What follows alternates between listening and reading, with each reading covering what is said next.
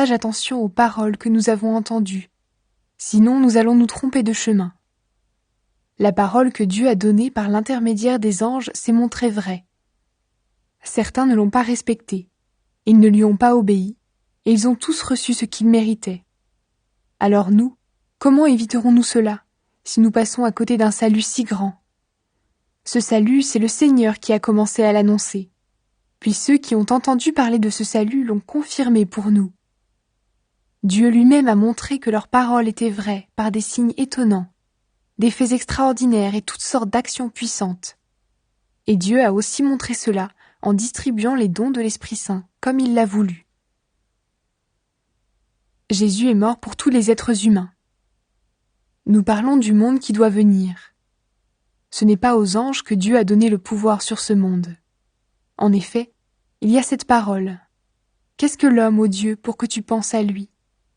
Qu'est-ce qu'un être humain pour que tu prennes soin de lui? Tu as placé les êtres humains en dessous des anges pendant quelque temps. Tu les as couverts de gloire et d'honneur. Tu as tout mis à leurs pieds, sous leur autorité. Dieu a donné aux êtres humains le pouvoir sur toute chose. Il n'a donc rien laissé en dehors de leur pouvoir. Pourtant, aujourd'hui, nous le voyons bien, les humains n'ont pas encore pouvoir sur tout. Mais qu'est-ce que nous voyons aussi? Jésus a été pendant quelque temps en dessous des anges, mais maintenant il est couvert de gloire et d'honneur. Pourquoi? Parce qu'il a souffert et parce qu'il est mort. Et grâce à la bonté de Dieu, Jésus est mort pour tous les êtres humains. C'est Dieu qui a fait le monde, et le monde existe pour lui. Or, il a voulu qu'un grand nombre de ses enfants participent à sa gloire. Puisque c'est Jésus qui les sauve, il fallait que Dieu le rende parfait au moyen de la souffrance.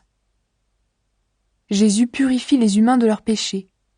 Eh bien, celui qui rend pur et ceux qui sont devenus purs ont tous le même Père. C'est pourquoi il n'a pas honte de les appeler ses frères et ses sœurs. En effet, Jésus dit à Dieu, « J'annoncerai ton nom à mes frères et à mes sœurs. Au milieu de l'assemblée, je chanterai ta louange. » Jésus dit aussi, « Moi, j'aurai entièrement confiance en Dieu. » Et encore, « Me voici, moi et les enfants que Dieu m'a donnés. » Ces enfants-là ont quelque chose en commun. Ce sont des êtres humains. L'esprit du mal avait le pouvoir de les faire mourir.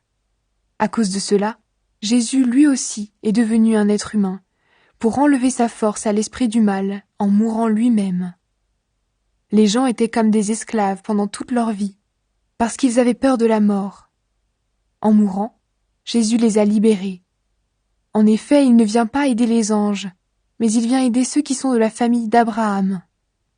C'est pourquoi il devait ressembler entièrement à ses frères et à ses sœurs. Ainsi, il est devenu un grand prêtre plein de bonté et fidèle dans le service de Dieu pour obtenir le pardon des péchés du peuple. Oui, Jésus a souffert lui-même et il a été tenté. Il peut donc aider ceux qui sont tentés. Jésus reçoit plus de gloire que Moïse. Frères et sœurs chrétiens, vous qui avez reçu l'appel de Dieu, regardez Jésus.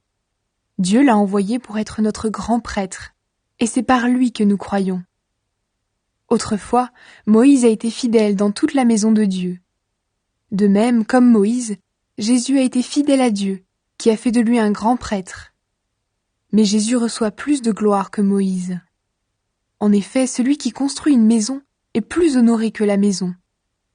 Chaque maison est construite par quelqu'un, et celui qui construit tout, c'est Dieu. Autrefois, Moïse a été fidèle dans toute la maison de Dieu.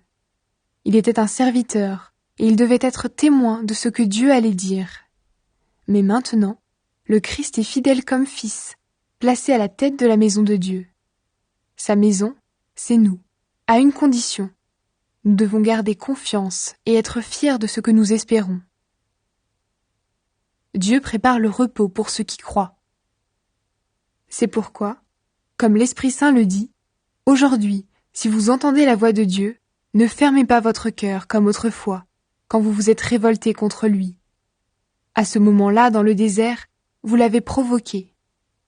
Et Dieu a dit, « Dans ce désert, vos ancêtres m'ont provoqué pour voir ce que j'allais faire. Pourtant, ils avaient vu ce que j'avais fait pendant 40 ans. Alors je me suis mise en colère contre ces gens-là, et j'ai dit, leur cœur se trompe sans cesse. Ils ne veulent pas connaître ce que j'attends d'eux. Dans ma colère, j'ai fait ce serment. Ils n'entreront jamais dans le pays où je leur ai préparé le repos. Frères et sœurs, attention. Parmi vous, personne ne doit avoir un cœur mauvais qui ne croit pas, ni abandonner le Dieu vivant. Aujourd'hui, Dieu continue à vous appeler. Alors chaque jour, donnez-vous du courage les uns aux autres pendant que vous entendez cet appel. Ainsi, le péché ne vous trompera pas, et parmi vous, personne ne refusera d'obéir. Nous travaillons maintenant avec le Christ, mais à une condition. Nous devons garder solidement jusqu'à la fin la confiance que nous avions quand nous sommes devenus croyants. Les livres saints disent « Aujourd'hui, si vous entendez la voix de Dieu, ne fermez pas votre cœur comme autrefois, quand vous vous êtes révoltés contre lui. » Qui a entendu la voix de Dieu? Qui l'a fatigué? Ce sont tous ceux que Moïse a fait sortir d'Égypte. Dieu s'est mis en colère pendant 40 ans. Contre qui? Contre ceux qui ont péché, et ce sont les mêmes qui sont morts dans le désert. Dieu a fait ce serment. Ils n'entreront jamais dans le pays où je leur ai préparé le repos.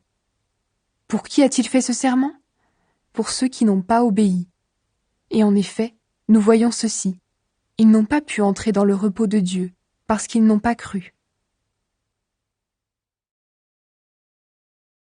Mais Dieu nous l'a promis. Nous entrerons dans son repos. Et cette promesse est toujours valable. Alors attention, personne parmi vous ne doit penser qu'il arrive trop tard. On nous a annoncé la bonne nouvelle, comme à nos ancêtres. Mais la parole qu'ils ont entendue ne leur a servi à rien. Quand ils l'ont entendue, ils ne l'ont pas reçue en croyant en elle. Nous avons cru. Nous pouvons donc entrer dans le repos de Dieu. Dieu l'a dit, « Dans ma colère, j'ai fait ce serment. Ils n'entreront jamais dans le pays où je leur ai préparé le repos. » Pourtant Dieu a fini son travail depuis la création du monde. En effet, il y a cette parole au sujet du 7e jour. Et Dieu s'est reposé le 7e jour de tout son travail. Dieu en parle aussi quand il dit « Ils n'entreront jamais dans le pays où je leur ai préparé le repos. » Ceux qui ont reçu la bonne nouvelle les premiers n'ont pas obéi. Alors ils ne sont pas entrés dans le repos de Dieu. D'autres peuvent donc encore y entrer. C'est pourquoi Dieu fixe de nouveau un jour, et il l'appelle aujourd'hui. Il a parlé de ce jour-là beaucoup plus tard par la bouche de David dans le texte déjà cité.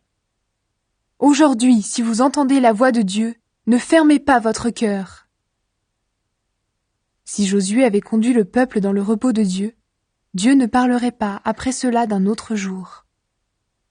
Cela veut dire qu'il y a encore un repos pour le peuple de Dieu. Il ressemble au repos du 7e jour.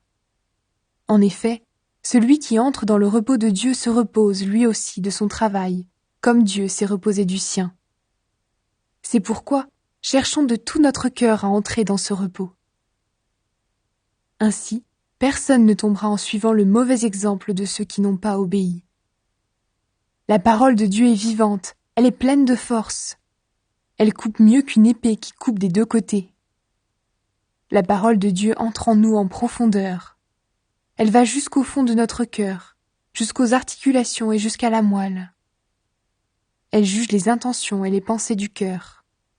Rien n'est caché pour Dieu. Tout ce qu'il a fait se présente ouvertement devant ses yeux. Son regard découvre tout, et c'est à lui que nous devons rendre compte. C'est Dieu qui a établi Jésus comme grand prêtre. Nous avons un grand prêtre puissant qui est arrivé jusqu'à Dieu. C'est Jésus, le Fils de Dieu. Alors gardons solidement ce que nous croyons. Le grand prêtre que nous avons est capable de souffrir avec nous de nos faiblesses. En effet, comme nous, il a été tenté en toutes choses, mais lui n'a pas péché. Approchons-nous donc avec confiance du Dieu puissant qui nous aime. Près de lui, nous recevrons le pardon, nous trouverons son amour, et ainsi il nous aidera au bon moment. Chaque grand prêtre est choisi parmi les êtres humains. Il est chargé de servir Dieu en leur faveur. Il offre les dons et les